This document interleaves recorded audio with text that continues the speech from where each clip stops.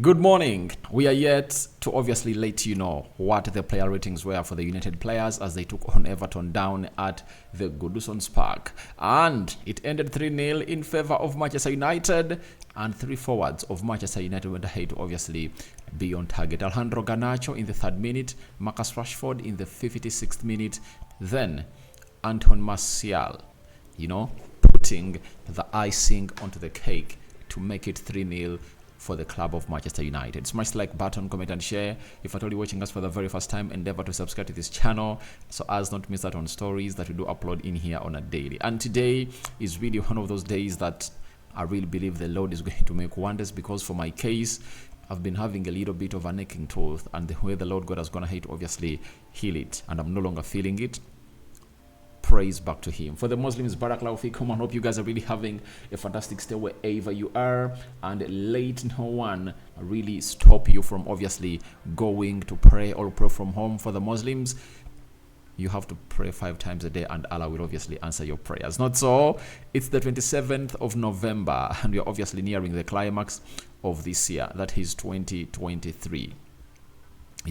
And it's obviously great to see to it that everything is going on as planned, and we are giving you the latest guest that you guys will always get from Manchester United. Now, the player ratings. Let's start it off with Andre Onana, and let's start it off with his game by numbers. Trust me, if you're to talk about the best performers on the field of play that are going to help us keep a clean sheet, Andre Onana is among. And he had 8 long balls completed, 6 shots faced, 6 saves, have you heard?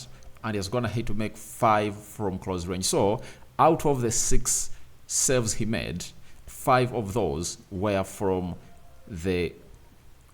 close range. 2.11 goals prevented, 2 out of 2 aerial duels won, 2 high claims, 1 punch, excellent stop or shot stopping. That is Andre Onana and what he had to put up on the field of play. And there is a start that he has gone ahead to register here onto the United Matters channel, and Statement Dev has gone ahead to confirm to us that Manchester United have now gone 312 minutes in the Premier League without conceding. The best current record in the Premier League, 14 minutes versus Manchester City, you remember. Then 100 minutes versus Fulham, 100 minutes versus Luton Town, and 100 minutes versus Everton. So we've gone ahead to keep clean sheets. You remember we last conceded against Man City in, I think, the 80th minute. I think they added some minutes. So those are the 14 minutes that we spent without conceding. And we kept a clean sheet against Fulham, clean sheet against Luton Town, and a clean sheet against Everton. It shows you that we are improving slowly by slowly, and hope you guys are obviously knowing exactly what this is all about. And for Andre Onana, he gets a super 8 out of 10, guys. He kept us in the game. Do you remember that double save he makes around the 14th minute? That double save, and that Idrissi Gueye shot, he really made lots of saves. There is a head, there is a free header that Calvert-Lewin got from the 6 yards box area from a corner well delivered by James Garner, former at Man United, and he headed it to Andre Onana. Andre Onana went ahead to obviously save it. So Andre Onana is going to to put in a very good show, and I give him an 8 out of 10. Very high ranking goalkeeper of Manchester United, and he put in the required efforts for the side of Manchester United. We go to Diego Dallo. Diego Dallo putting in an assist in the 3rd minute of the game. Then he defended very well and put in a couple of crosses for the club of Manchester United. His composure and his line-breaking passes through the central axis as he's tried to obviously play that inverted role of a right back has been really pivotal into the win that we got against Everton on the Sunday night. And trust me, he gets an 8 out of 10. I give him an 8 out of 10 because he was solid. Even when Aaron Wan-Bissaka came in through and he was shifted to the left back as Luke Shaw really gave him way to the bench, he really closed down that area very, very well. And he shows that he's really becoming that player that we knew at the beginning of last season before he really got injured and Aaron Wan-Bissaka came up and obviously took over. So I'm giving him an 8 out of 10. Luke Shaw, returning from injury, closing down that side very well. His pace was really pivotal, and the way he really fled off that line was really great. He was flying, and his composure and experience shows you that this guy is really one of the players that we are supposed to be playing with at the club of Manchester United. And obviously, he put up a show, and that show has been really felt by the opponents. I'm giving him a 7.5 out of 10. That is Luke Shaw for you. And that's what experience brings at the club of Manchester United. And when people had Erik ten Hag mourning about his spine not being available for the games they've gone ahead to play this season, they thought he was lying. But look at how Luke Shaw came in through and how he went ahead to obviously change everything. So I think they are really right, and no one can obviously come in through and really stop them from obviously getting to where they deserve to be. So to my understanding, it's obviously one of those moments that you'll never forget as far as United and the return of Luke Shaw is really concerned. 7.5 out of 10. We go to the central defense. Harry Maguire, he had a decent game, that is it. And I think the captain Amban was obviously trying to obviously stop him from playing his game, but in the previous games Harry Maguire has been really superlative, and he deserves the praise. 59 touches, 35 out of 45 passes completed, 8 clearances, 5 aerial duels won, 3 long balls completed, 1 block, 1 interception. That is Harry Maguire for you, and what he went ahead to put up on the field of play, and he was really solid, and he gets a 7 out of 10. 7.5 out of 10 for me. That's what I'm giving Harry Maguire. We go to Victor Lindelof, man who put up a show. And for the first goal, he was really pivotal because he passed that long ball to the blind side, and when that ball hit to the blind side, guess what happened? It found Marcus Rashford. Rashford released Dalot. Dalot went in for a pull-back chip onto the back post, and it obviously met Garnacho. Garnacho went flying with an overhead kick. You can call it a bicycle kick. You can call it a volley into the back of the net to make it 1-0 for the club of Manchester United. So with that switch of the ball that he really had to make, that just cut off a lot of the midfielders of Everton, and they couldn't obviously trace what United was going to have to do next. I really give him a very good hail for that. So he takes a 7.5 out of 10, and he was really press resistant. I saw him really trying to adventure into the left half space or inside tunnels, and he went in for some brave moments, and that's why we call him Mr. Ice Cold, and he really put up a very good performance.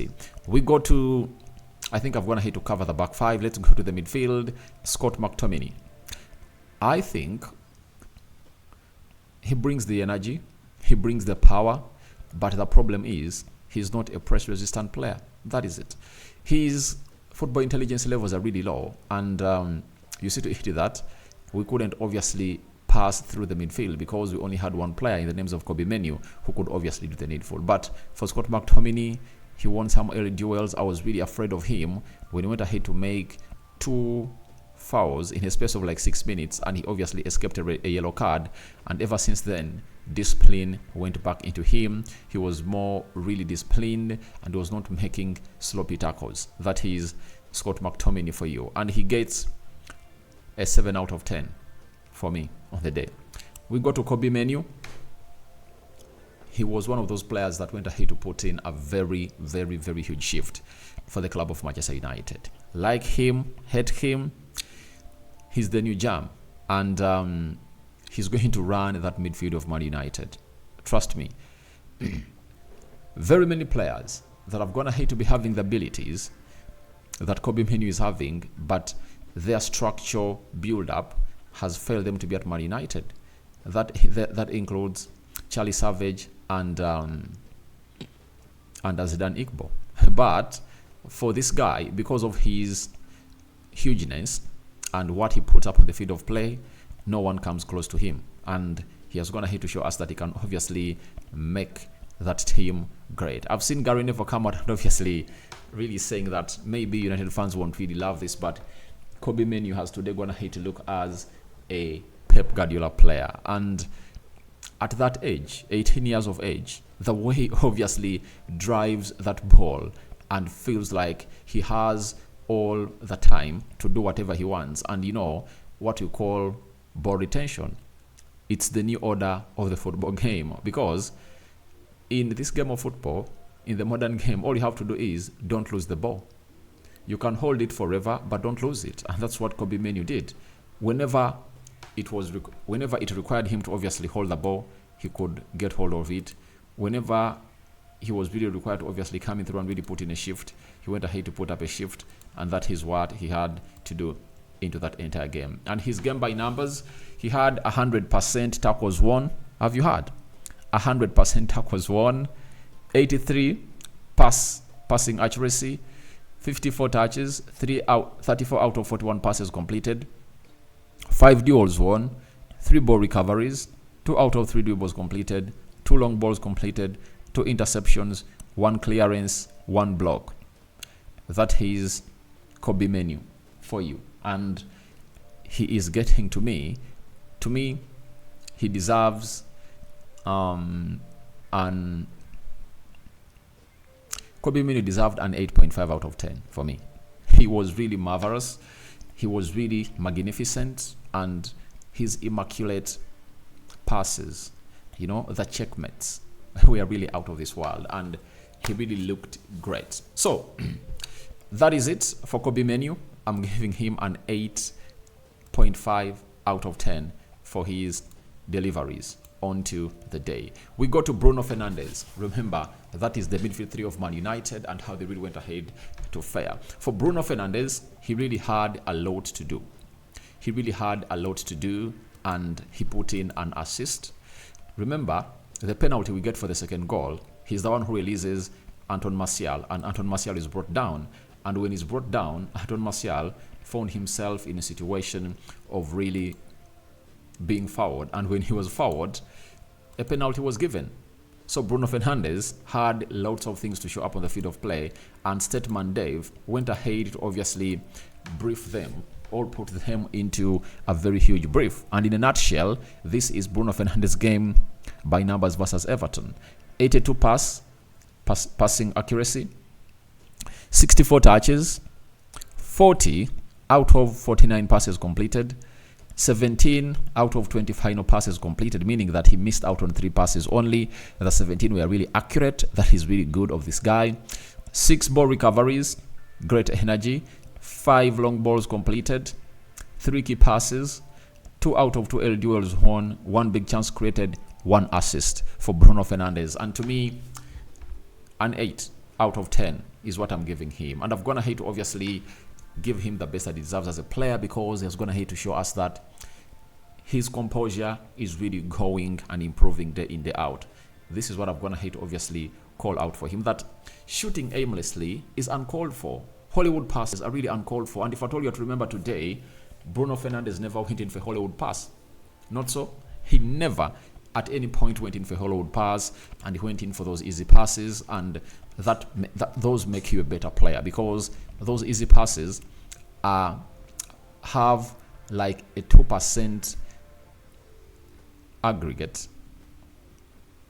of not really being accurate. 98% are really accurate, and that's why you should eat that. Out of the 20 final third passes he made, 17 were really accurate, and only 3 were really intercepted by the backline of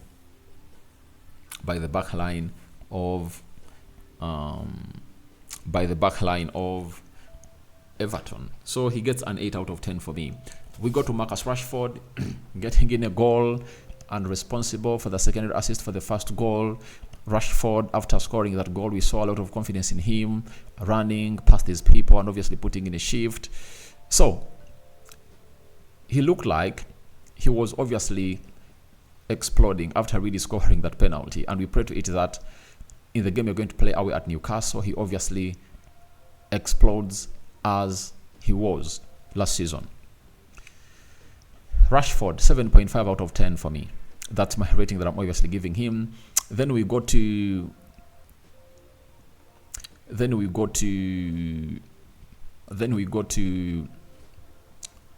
Alejandro Garnacho. Garnacho scored the first goal and he was all over the place. That goal was really great. It was really great and he had lots of things to show up onto the field of play. And his game by numbers was obviously recorded by Sawaka. 35 touches, 9 out of 16 passes completed, 6 duels won, 3 shots, 3 fouls won, 1 unbelievable goal for the man himself, that is Alejandro Garnacho. And he gets an 8.5. I'm giving him a 9 out of 10. That is it. You know, some goals happen, and when they come in through, you have to give them the necessary treatment. For Anton Martial, this was his game by numbers. 35 touches, 4 ground duels won, 3 ball recoveries, 2 out of 2 tackles won, 2 L duels won, 2 fouls won, 1 penalty won, 1 goal and an assist. He also qualifies to get a 9 out of 10. We go to the substitutes. Amrabat, 7 out of 10. Facundo Pelestri, 7.5 out of 10. He was really the orchestrator of the third goal that Martial scored after he connected very well with Bruno Fernandes Borges.